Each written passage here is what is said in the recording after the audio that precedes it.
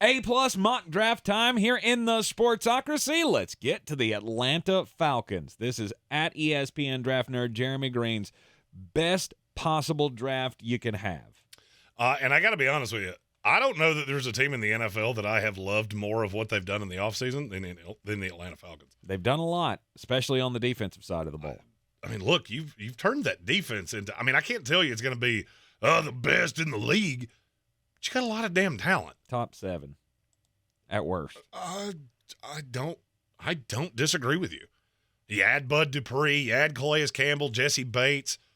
There's a lot to like about this team. And now I'm looking at it going, all right, now I just need the offense to keep up.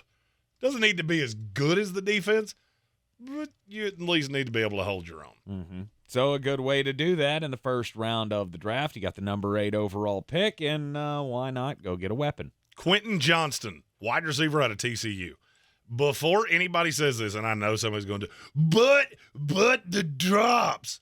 I don't care. I don't care. Max Dugan's not a good quarterback. All right? If you look at this receiver class, whether it's in Jigba, Jordan Addison, none of them have the high side that Quentin Johnston does. He doesn't run the route tree. I don't care. He runs enough of the route tree. Everybody makes it sound like Sonny Dykes showed up and everybody forgot anything that happened before that. This kid's high side is Julio Jones. Once I saw it, I couldn't unsee it, and I've never unseen it the entire process. That's a hell of a lot of high praise. And now I want you to think about what this receiving core looks like. I got Kyle Pitts, I got Drake London, I got Quentin Johnston. You better have the biggest secondary in the friggin' league. Mm-hmm. And what does that do? It really opens up things for your running game, which was already good, and it makes it simpler on Desmond Ridder, who, let's face it, is a limited quarterback. So I give him 3 gigantic receivers, and I'll be honest with you, Atlanta's my favorite in the NFC South. I am willing to go that far. With this draft, Atlanta is my favorite in the NFC South. I don't care. All right. Let's see what else they can add going down the later rounds here. In the second round, number 44 overall. You've already added to your secondary. You can do it again. Tyreek Stevenson, cornerback out of Miami. He's a little more developmental to me than people want to acknowledge. 4.45 in the 40, 6 foot, about 200 pounds. Really good in coverage, and is scheme flexible. He's one of the only corners in this class that I look at and go, he can play man, he can play zone, he can press.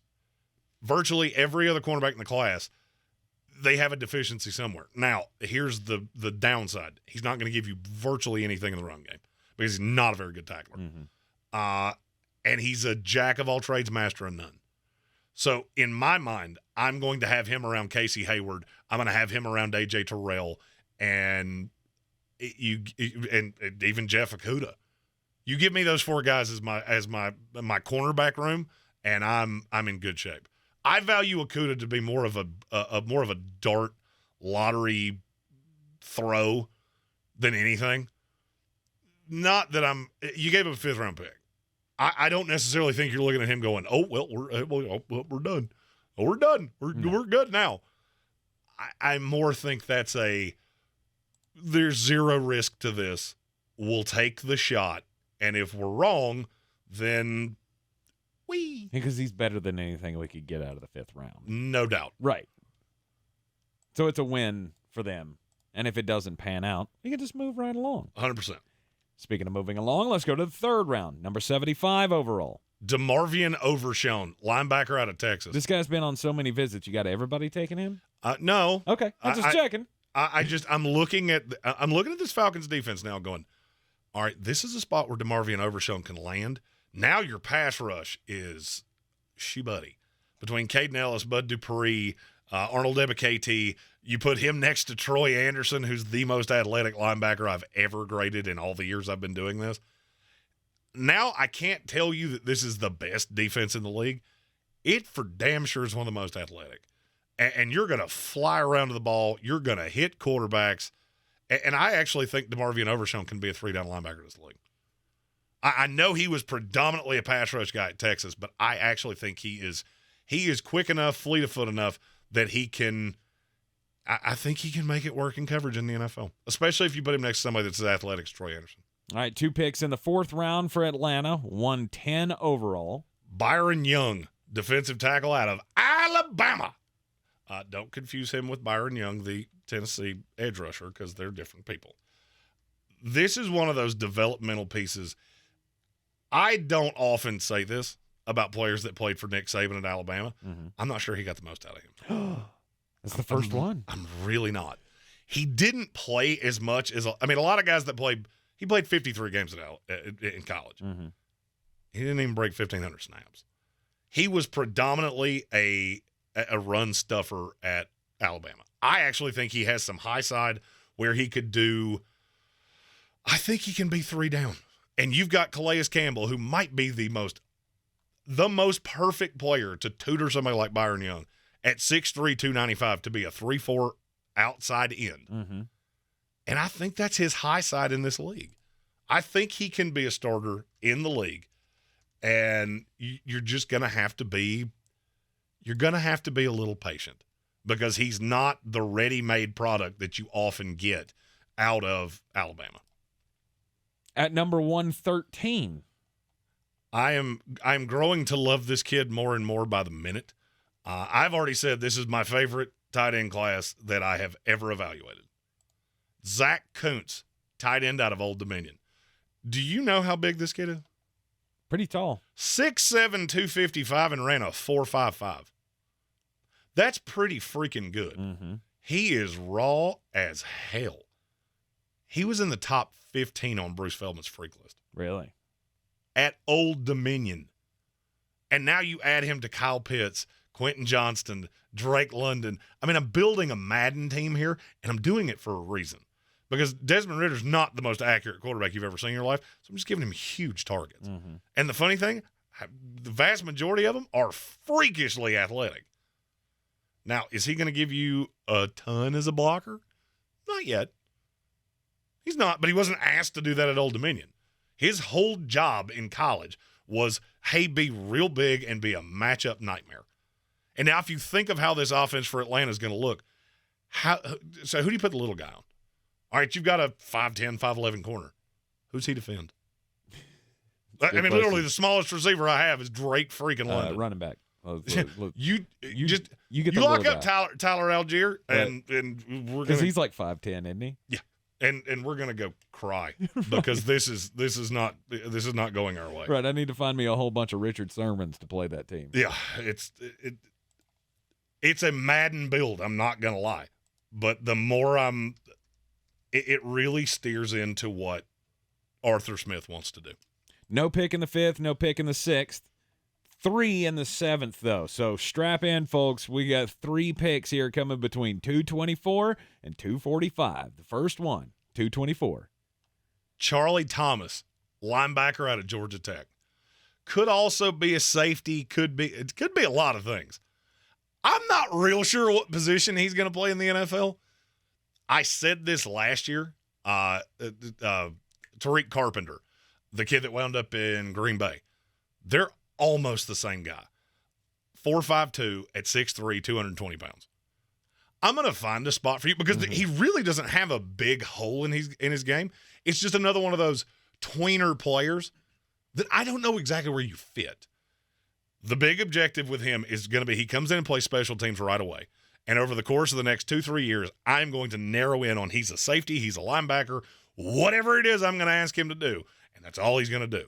Because he has bounced around at Georgia Tech to the point of he's a good pass rusher. He's a good he's not great in man coverage, but as a linebacker, he can drop out in space. There's just a lot of raw. And this is going to be a weird comparison, but it's almost like trying to teach your dog 15 tricks at the same time, and he never gets great at any of them. Right. And he just kind of looks at you confused sometimes like, Paul? Oh, roll over. I knew. They sound similar, okay? You're asking me to do a lot of shit. I really like this kid. If the NFL was just an underwear Olympics, Charlie Thomas would be like the Usain Bolt of it because he's a big damn dude. Number 225. Trevor Reed, offensive tackle out of Louisville. This is a guy that at his pro day, Atlanta was just all over. And that's one of the things I do with these 7-round mock drafts is that I try to lock in on players that I know definitively you've had some interest in. Because a lot of fans will say, oh, we talked to Trevor Reed at his pro day. Who the fuck is Trevor Reed? You know who Quentin Johnston is, because if you're watching draft videos on YouTube. But Trevor Reed is more of this is where I can give you a little bit of information. 6'5", 297 pounds out of Louisville.